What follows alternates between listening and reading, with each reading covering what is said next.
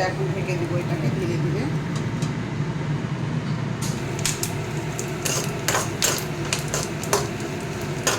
এটা আমি চাটনি বানাবো।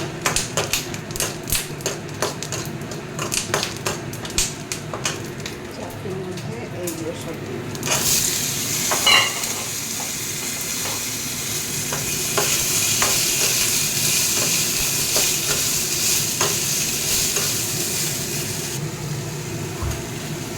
ভেজে নিব, তারপরে এটাকে পেস্ট করব। টমেটো, পেঁয়াজ, রসুন, কাঁচা লঙ্কা আর চিনেবাদাম দিয়ে ভাজছি, পেস্ট করবো। অল্প একটু ধনে পাতা দিব এর মধ্যে, আর শুকনো লঙ্কা ভাজা দিব। এই যে বাটারটা দিয়ে হচ্ছে আমার এটা।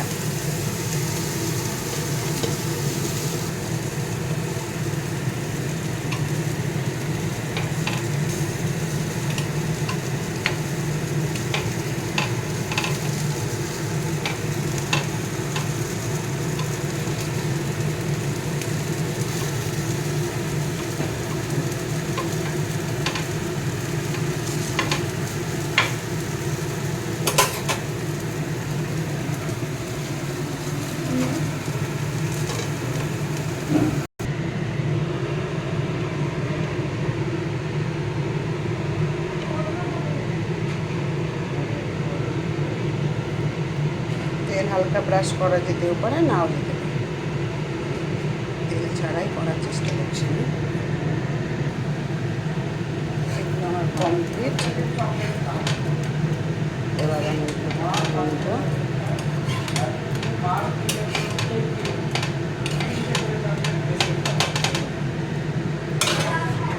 গ্যাসটা একটু তোলার সময় বাড়িয়ে দিব।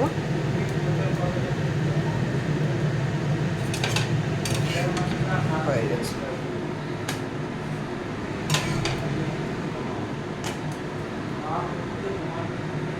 কাজটা হয়েছে, এখন বাকিগুলো আমি এভাবেই করবো।